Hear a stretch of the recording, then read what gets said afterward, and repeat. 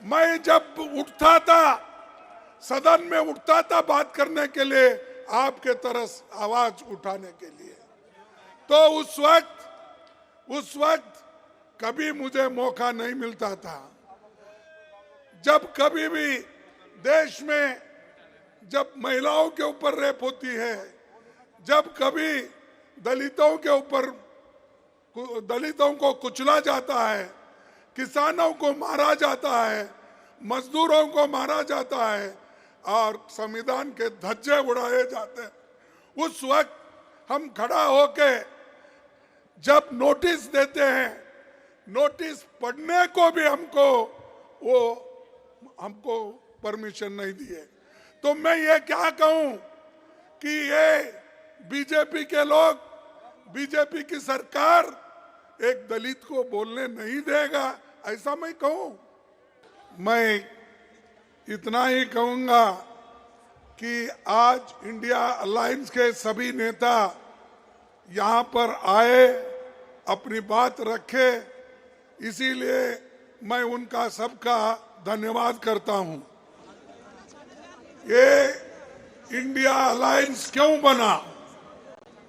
India alliance इसलिए बना जो मोदी जी, शाह, इन्होंने डेमोक्रेसी को खत्म करने का एक बीड़ा उठाया है, देश के संविधान को खत्म करने का इन्होंने बेड़ा उठाया है, दलितों को, मजदूरों को, किसानों को, महिलाओं को कुचलने का काम इन्होंने किया है और अभी भी कर रहे हैं।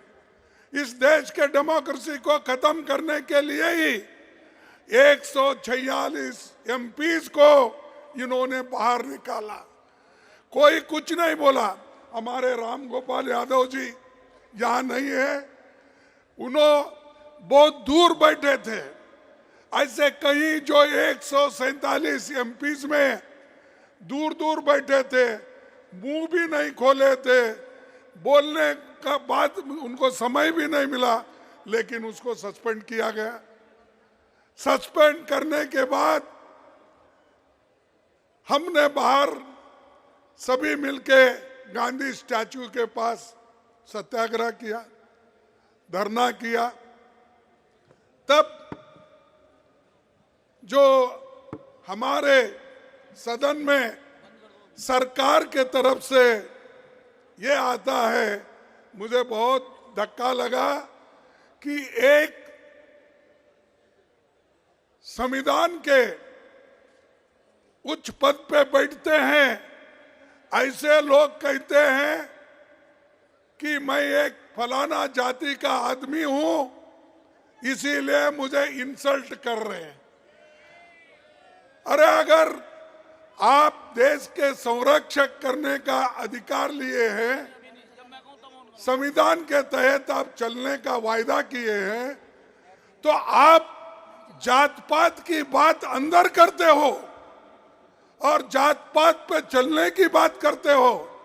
अगर आपकी हालत यही है तो मेरे जैसे दलित की हालत क्या होगी?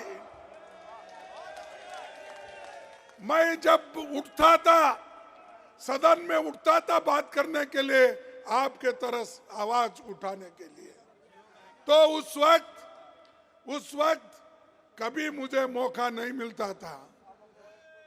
जब कभी भी देश में जब महिलाओं के ऊपर रेप होती है, जब कभी दलितों के ऊपर दलितों को कुचला जाता है, किसानों को मारा जाता है, मजदूरों को मारा जाता है और संविधान के धज्जे उड़ाए जाते हैं, उस वक्त हम खड़ा होके जब नोटिस देते हैं, नोटिस पढ़ने को भी हमको परमिशन नहीं दिए।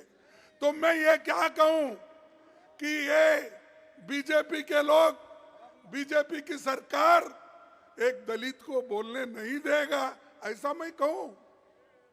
अरे ये तुम संविधान के पद पे बैठे हो और तुम रोते हो।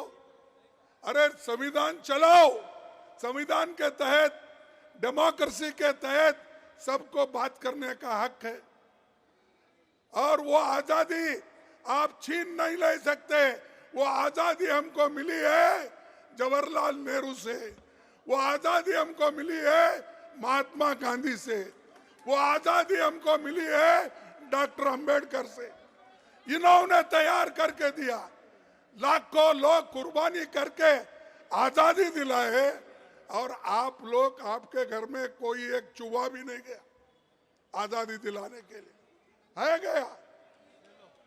और वो हमको कहते हैं देश को ये बर्बाद कर रहे अपोजिशन के लोग, देश को ये लोग यहाँ पर डेमोक्रेसी नहीं चलने देते, ये कहते हैं।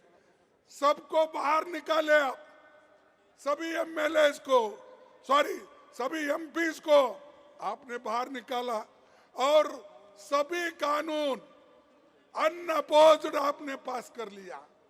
3 क्रिमिनल कानून ऐसे हैं, आगे आने वाले दिन में वो सारे सिटीजन्स को सताएंगे। अच्छे कानून को हम स्वागत करते हैं, किसानों के लिए भी ऐसा ही किया, मजदूरों के लिए भी ऐसे ही कानून लाए। तो इसलिए भाइयों हमको लड़ना है और ज्यादा से ज्यादा एक होकर हमको लड़ना है। तो और आज मोदी जी हर एक को दोहरा रहे, हमारे कार्यकर्ताओं को जहां कहीं इलेक्शन आता है उनको ईडी का डर, सीबीआई का डर, इनकम टैक्स का डर। अरे कितने डराते हो? अरे ये अपोजिशन पार्टी कांग्रेस ये डरने वाली नहीं है, झुकने वाली नहीं है। अगर आप कितनी भी कोशिश करो, आप मोदी साहब आप कितनी भी कोशिश करो हमको मिट्टी में दबाने की, हम बीज है, बार बार उठने की आदत है हमको।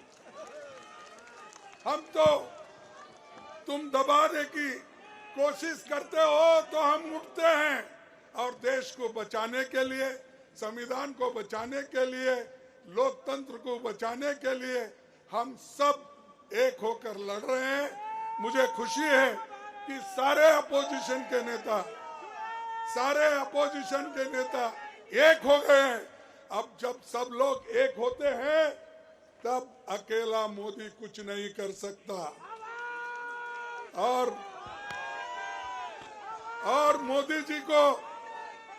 मोदी जी को इतना घमंड आया है, इलेक्शन से पहले ही कहते हैं कि 400 सीट जीतेंगे। तो क्या मतलब भाई, 400 सीट जीतने का क्या है तुम्हारे पास? इतने पॉपुलर तो नहीं है, क्योंकि मैं देखा हूं जब कर्नाटक में आए हर जगह फिरे, गली गली फिरे, हार के आए। तेलंगाना में गली गली फिरे, हार के आए। हिमाचल में गली गली फिरे, हार के आए। ऐसी क्या बात है? तो आप पहले ही कह रहे मैं 400 सीट लाऊंगा। अरे आपको जो जनता आपको सत्ता में बिठाई है वो जानती है कि आपको सत्ता से कैसा बाहर निकालना, नीचे गिराना। तो इसलिए मैं इतना ही कहूंगा, आप सभी लोग यहाँ आए हैं, सभी नेताओं का भाषण सुने हैं, तो इंडिया अलायंस एक होके लड़ रही है, इसको आप साथ दीजिए, एक हो जाइए। और मैं सभी मीडिया से भी अपील करता हूं, जो सच है वो तो बताइए, जो सच है वो तो कहिए, जो सच है वो तो लिखिए। इतना ही मैं आपको कहूंगा।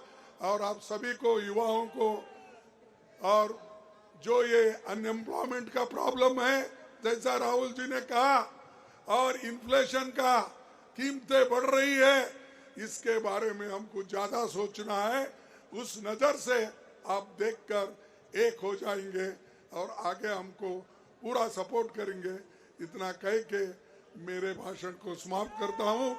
जय हिंद।